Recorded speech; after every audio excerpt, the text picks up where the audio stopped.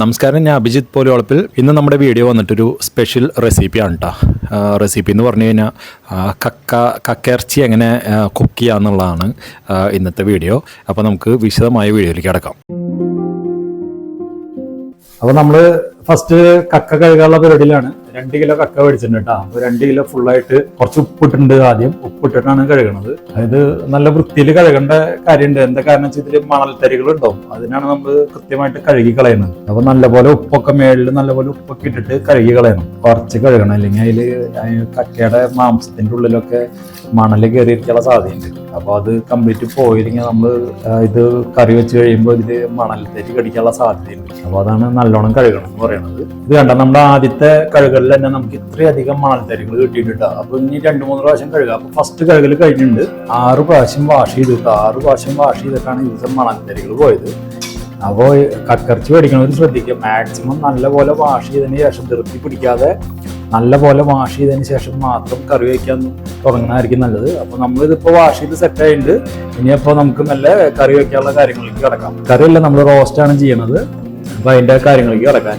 അപ്പോൾ നമ്മളിത് ചട്ടിയിൽ കയറ്റിയിട്ടുണ്ട് കക്കയിറച്ചി. ഇനി കുറച്ച് മഞ്ഞൾ ഇട്ട് കൊടുക്കും. മഞ്ഞളൊക്കെ ഇട്ട് കൊടുത്ത് നല്ലപോലെ വേവിക്കണത്. അപ്പോൾ 2 സ്പൂൺ മഞ്ഞൾ ഇട്ടു. ഇനി കുറച്ച് ഉപ്പ് ഇട്ട് കൊടുക്കണം. അപ്പോൾ നമ്മളിവിടെ കല്ലുപ്പാണ് എടുക്കുന്നത്. അപ്പോൾ കുറച്ച് കല്ലുപ്പ് ഇട്ട് കൊടുത്തു. എപ്പോഴും നമുക്ക് ഗുണം കിട്ടണമെങ്കിൽ കല്ലുപ്പായിരിക്കും നല്ലത്. പൊടിപ്പിട്ട നമുക്ക് അതിൻ്റെ ഗുണം കിട്ടില്ല.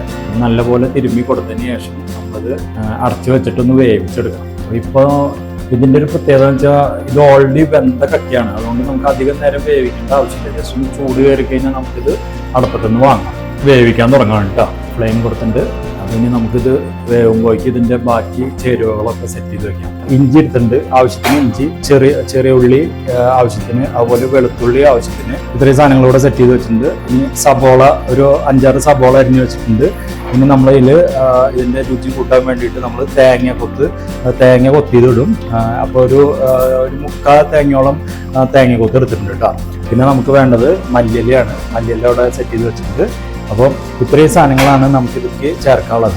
ഇനി ഇത് കൂടാണ്ട് നമുക്കൊരു മെയിൻ ഐറ്റം ഉണ്ട് ഇതിൻ്റെ കൂടെ ചേർക്കാനുള്ളത്. അത് നമുക്ക് വീഡിയോ കണ്ടിന്യൂസ് വരുന്നതോട് കൂടെ അത് പറഞ്ഞുതരാം. അതും കൂടെ ചേർത്താലേ നമുക്ക് ഇതിൻ്റെ മെയിൻ ടേസ്റ്റും കാര്യങ്ങളൊക്കെ വരുള്ളൂ. അപ്പോൾ അതില്ലെങ്കിൽ പിന്നെ ഇത് മറ്റെന്ത് ചേർത്തിട്ടും ഒരു കാര്യമില്ല. അപ്പോൾ നമ്മുടെ കക്കത വെന്ത് റെഡി ആയിട്ടുണ്ട്. ആവിയൊക്കെ വരുന്നുണ്ട്. നല്ല സ്മെല്ലടിക്കുന്നുണ്ട് കേട്ടോ. വെറുതെ മഞ്ഞൾ ഉപ്പിട്ട് വേവിച്ചപ്പോൾ തന്നെ ചീഞ്ചട്ടിയിലിട്ട് ഇനി വേവിക്കാണ്. അടുത്ത ചേരുവകളൊക്കെ കൂട്ടിയിട്ട്. അപ്പോൾ അത് ആദ്യം നമ്മൾ വെളിച്ചെണ്ണയാണ് ഒഴിക്കുന്നത്. ആവശ്യത്തിന് വെളിച്ചെണ്ണ ഒഴിച്ചു കൊടുക്കുക. ഇനി വെളിച്ചെണ്ണ മൂക്കുമ്പോൾ നമ്മൾ അതിലേക്ക് കുറച്ച് കടുക് ഇടാണ്. അതിന് ശേഷം നമ്മൾ അതിലേക്ക് കുറച്ച് ഉലുവയാണ് ഇട്ട് കൊടുക്കുന്നത്. ഉലുവ വളരെ കുറച്ച് മതിയിട്ട് ഒരു ടേസ്റ്റ് കിട്ടാൻ വേണ്ടി മാത്രമാണ് ഇടുന്നത്. അങ്ങനെ നമ്മൾ വറ്റൽമുളക് ചേർത്ത് കൊടുത്തിട്ടുണ്ട്.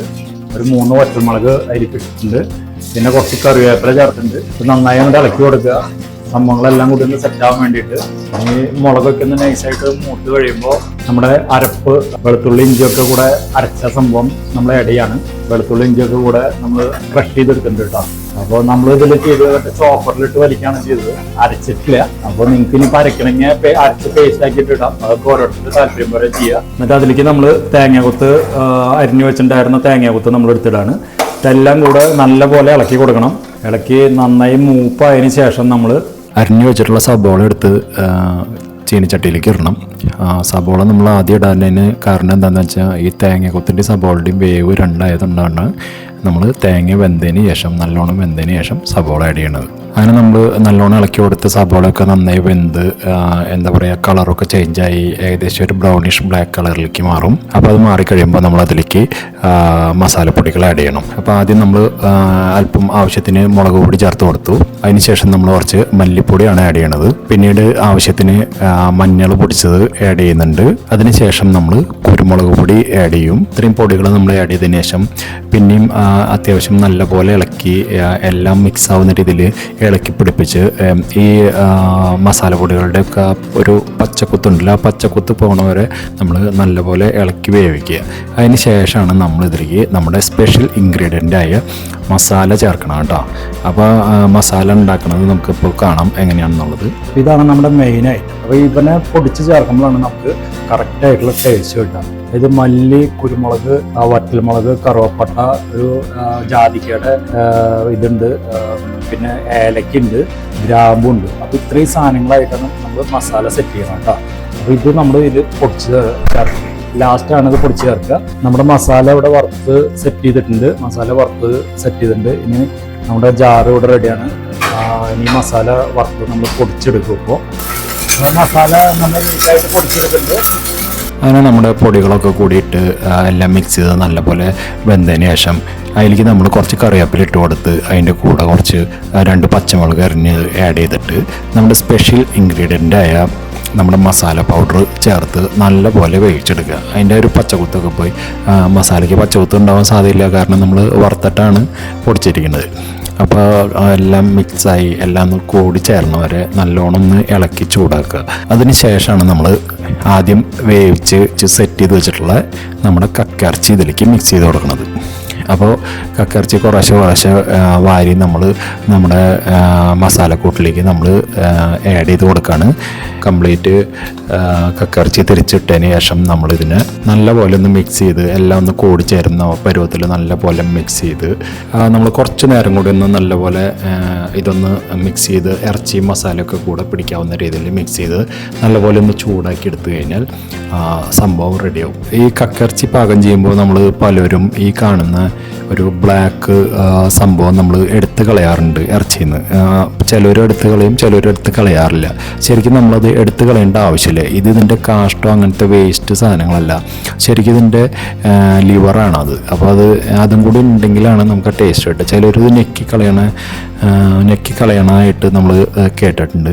അപ്പോൾ അതിൻ്റെ ആവശ്യമില്ല. നമ്മൾ ഇതും കൂടി അതിൽ ആഡ് ചെയ്തിട്ടാണ് ഇത് പാകം ചെയ്യേണ്ടത് കേട്ടോ. അങ്ങനെ നല്ലപോലെ വെന്തെല്ലാം സെറ്റായതിനു ശേഷം നമ്മൾ അതിൻ്റെ മേളിൽ കൂടെ കുറച്ച് കറിവേപ്പിലയൊക്കെ വെതറി കുറച്ച് മല്ലിപ്പൊടിയൊക്കെ അരിഞ്ഞത് ഒന്ന് വെതറി ഒരു 2-3 മിനിറ്റ് അതൊന്ന് അടച്ച് വെച്ച് കുറച്ചുകൂടെ നന്നായി വേവിച്ച് ആ മല്ലിയിലും ആ കറിവേപ്പിലൊക്കെ ഒന്ന് വേവണവരെ ഒന്ന് അടച്ച് വെച്ച് ചൂടാക്കി നല്ല സെറ്റായിട്ട് ഇങ്ങോട്ട് എടുക്കാം കേട്ടോ.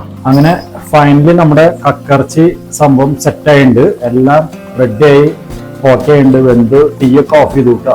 അപ്പോൾ കുറച്ച് കക്കയിറച്ചി കിട്ടുന്ന ടേസ്റ്റ് ചെയ്ത് നോട്ടെ. എങ്ങനെയുണ്ട് കക്കയിറച്ചി ടേസ്റ്റ് ചെയ്ത് നോക്കട്ടോ.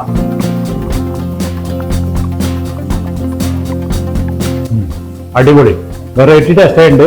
ഞങ്ങൾക്ക് കുറച്ച് എരിവ് കൂടുതലുണ്ട്, എരിവ് കൂട്ടിട്ടുണ്ടായിരുന്നു. അതിന്റെ ഒരു ഫീലുണ്ട്. നല്ല ഷാപ്പിലെ കറി പോലെ ആയിട്ട് അത്. അപ്പൊ നിങ്ങളൊന്ന് ട്രൈ ചെയ്തോ, സുഖമായിട്ട് വെക്കാം. ഒരു 10-20 മിനിറ്റ് ഉണ്ടെങ്കിൽ സംഭവം സെറ്റ് ചെയ്ത് എടുക്കാവുന്ന കേസുള്ളൂ കേട്ടോ. അപ്പൊ ഞാൻ ഇതൊന്ന് കഴിക്കട്ടെ. പരിപാടി അവസാനിച്ചു. അപ്പൊ നിങ്ങളൊന്ന് ട്രൈ ചെയ്യുക, സെയിം സാധനം. Okay, bye bye.